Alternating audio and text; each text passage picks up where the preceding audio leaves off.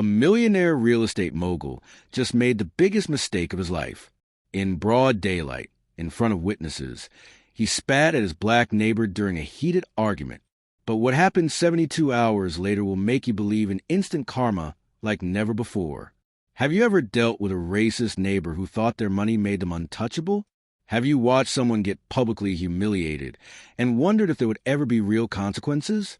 This story will restore your faith that justice can strike back harder than you ever thought possible.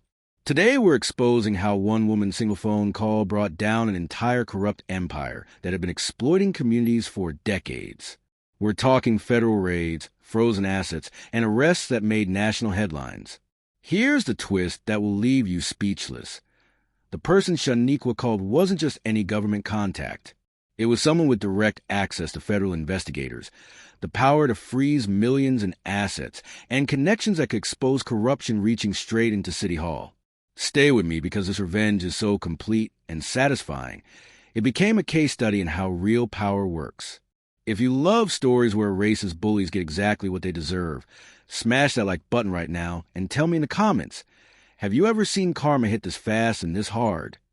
Meet Shaniqua Davis, a 38-year-old entrepreneur who built a consulting firm from nothing into a multi-million-dollar operation. She earned every square foot of her mansion in this exclusive neighborhood through late nights, smart investments, and pure determination. But Shaniqua's real power came from something money can't buy. Genuine relationships built through years of volunteer work with national advocacy organizations. She didn't just write checks to causes. She rolled up her sleeves, traveled to Washington, D.C. for policy meetings, and earned the personal trust of officials who rarely take calls from strangers. Her phone contacts weren't purchased or inherited. They were earned through consistent service and proven integrity. Gregory Stanton ruled his corner of the neighborhood like a king who'd never been challenged. His family's real estate fortune went back 3 generations, and he'd spent 52 years believing that wealth meant immunity from consequences. Gregory had a particular talent for making people feel small, especially those he considered beneath his social class. What Gregory didn't understand was the difference between inherited privilege and earned respect. He assumed everyone operated like him, through money, connections, and intimidation. These two completely different types of power were about to collide in a way that would expose which one actually mattered when the stakes got real. Gregory thought he was untouchable, but he was about to learn that some fights you can't buy your way out of. Shaniqua was tending to her rose garden when Gregory stormed across the property line, his face red with manufactured outrage. The complaint? Her gardening crew had allegedly parked too close to his driveway entrance. A completely trivial issue that any reasonable neighbor would handle with a polite conversation.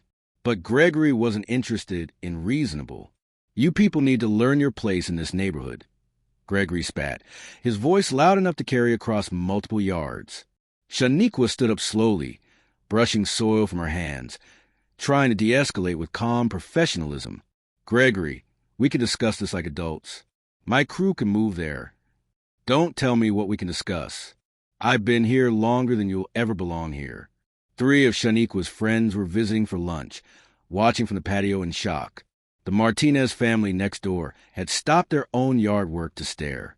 Mrs. Chin across the street was recording on her phone. Children playing nearby stopped their games, sensing the ugly tension. That's when Gregory crossed a line that would destroy his entire life. In full view of everyone, he leaned forward and spat in Shaniqua's direction, the saliva landing near her feet. The neighborhood fell silent. Even the birds seemed to stop singing. This level of public racism is absolutely disgusting. If this makes your blood boil, hit that subscribe button because we're about to see justice served like never before. Gregory strutted back to his mansion, convinced he'd won. Shaniqua stood there, processing not just the humiliation, but the calculation of her next move. What Gregory didn't realize was that he just declared war on someone who had federal contacts on speed dial. 2 hours after the humiliation, Shaniqua sat in her home office, scrolling through her phone contacts. Most people would call the local police or file a complaint with the Homeowners Association. But Shaniqua had spent 8 years volunteering with the National Civil Rights Coalition, working directly on federal housing discrimination cases. Her contact wasn't just any government employee. It was Director Patricia Williams, Deputy Assistant to the Secretary of Housing and Urban Development, someone who personally worked with Shaniqua on 3 major policy initiatives. Patricia, it's Shaniqua Davis. I need to report a serious incident, and I think it might be part of a larger pattern. Shaniqua's voice was steady, professional, but Patricia could hear the underlying pain. She described the spitting incident in detail, but more importantly, she connected it to Gregory's reputation for discriminatory practices that the community had whispered about for years. Shaniqua, this sounds like it goes beyond one racist neighbor. Can you document everything? I'm going to make some calls. Within 30 minutes, Patricia had contacted the Department of Justice Civil Rights Division. The incident alone was serious, but Gregory's name triggered something bigger. He'd been flagged before in reports about discriminatory housing practices that never got proper investigation. By Monday morning, federal investigators had authorization to examine Gregory Stanton's entire business operation. What started as one woman seeking justice for public humiliation had become a federal civil rights investigation with the power to freeze assets, subpoena records, and expose corruption. While Gregory celebrated his weekend victory, federal agents were already pulling his financial records and interviewing his business associates. Federal investigators didn't just look at Gregory's weekend tantrum. They examined 20 years of his business dealings. What they found was a systematic pattern of discriminatory housing practices that would make your stomach turn. Gregory's company had deliberately steered minority families away from certain neighborhoods, charged higher fees based on race, and denied qualified applicants based on their last names alone. The deeper investigators dug, the wider the corruption spread. City Councilman Robert Hayes had received $50,000 in campaign contributions right before voting to approve Gregory's controversial development projects. Housing Authority Director Michelle Park had fast-tracked Gregory's permits while mysteriously delaying applications from minority-owned construction companies. 3 different bank loan officers had been taking cash payments to deny mortgages to qualified Black and Hispanic families, protecting Gregory's neighborhood demographics. Email communications revealed the ugly truth behind Gregory's success. Text messages between Gregory and Hayes. Make sure the Martinez application gets lost in the system. Banking records showing suspicious cash deposits coinciding with rejected loan applications. Phone logs connecting him to a network of officials who've been systematically excluding minorities from wealth-building opportunities. Once word spread that federal investigators were involved, victims started calling the tip line. Families who've been denied housing, small business owners who've been shut out of contracts, community leaders who've been intimidated when they tried to speak up. The corruption runs deeper than anyone imagined. Comment below if you think wealthy racists like Gregory deserve everything that's coming to them. Federal prosecutors weren't just building a case about one spitting incident. They were constructing a massive civil rights violation case involving housing fraud, bribery, and conspiracy that could send multiple people to federal prison for decades. Thursday morning, 6:47 a.m. Gregory was sipping coffee in his silk pajamas when 12 federal agents surrounded his mansion. Simultaneously, FBI teams hit his downtown office, his weekend lake house, and his business partners' properties. The same neighbors who'd witnessed his racist outburst now watched through their windows as agents in bulletproof vests carried out boxes of evidence. This is ridiculous. I'm a respected businessman. You can't just... Gregory's protest died as Agent Rodriguez read him his rights. His face went from red with anger to gray with realization. The same man who'd strutted around like he owned the neighborhood was now handcuffed in his own driveway. Within hours, the arrest spread across the city. City Councilman Hayes was taken from a restaurant during lunch. Housing Authority Director Park was arrested at her daughter's soccer game. Bank officers found federal agents waiting in their lobbies when they arrived for work.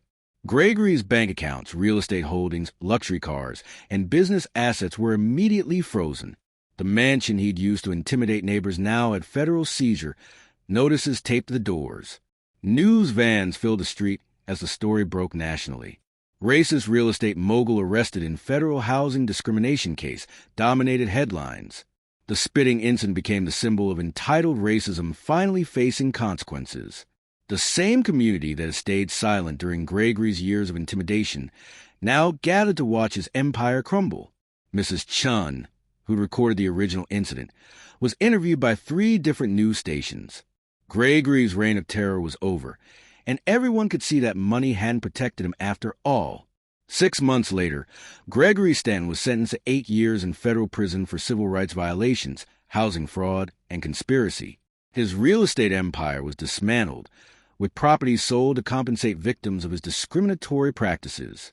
City Councilman Hayes got 6 years, Housing Authority Director Park received 4 years, and the corrupt bank officers faced federal charges that ended their careers permanently. The woman who'd been publicly humiliated in her own garden became a national symbol of courage and the power of speaking truth to corruption. Shaniqua used her newfound platform to advocate for stronger housing discrimination enforcement and testified before Congress about systemic racism in real estate. The neighborhood that had once stayed silent during Gregory's intimidation campaigns now actively supports diversity and inclusion initiatives. New families moving in are welcomed rather than questioned, and community meetings actually address real issues instead of protecting privileged comfort. Gregory's case became a landmark federal prosecution that inspired similar investigations nationwide. Dozens of other discriminatory housing networks were exposed and prosecuted using the same legal framework. This story proves that one phone call can bring down decades of corruption when brave people refuse to accept injustice. If Shaniqua's courage inspired you, share this video with someone who needs to believe that fighting back is possible. What's your biggest takeaway from this incredible transformation from public humiliation to national justice?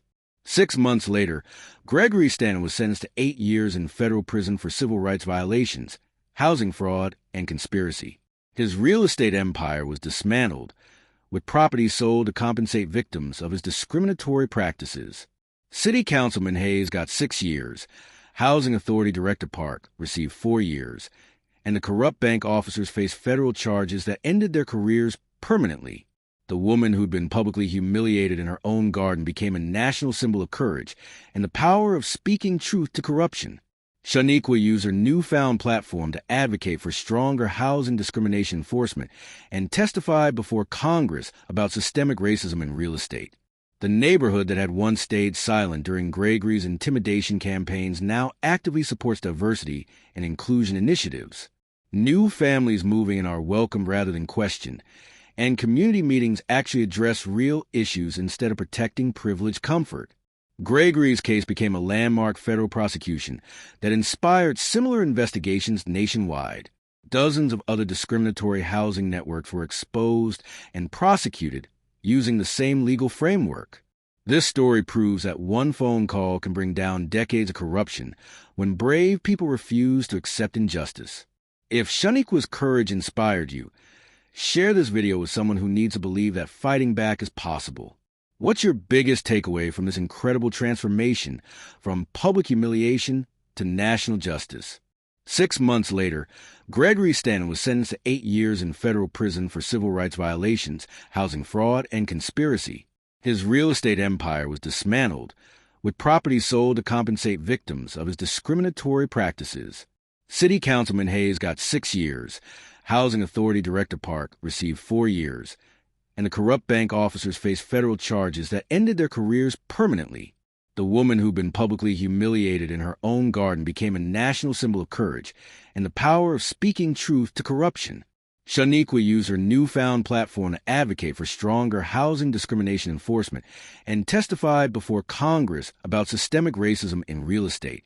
The neighborhood that had once stayed silent during Gregory's intimidation campaigns now actively supports diversity and inclusion initiatives. New families moving in are welcomed rather than questioned, and community meetings actually address real issues instead of protecting privileged comfort. Gregory's case became a landmark federal prosecution that inspired similar investigations nationwide. Dozens of other discriminatory housing networks were exposed and prosecuted using the same legal framework.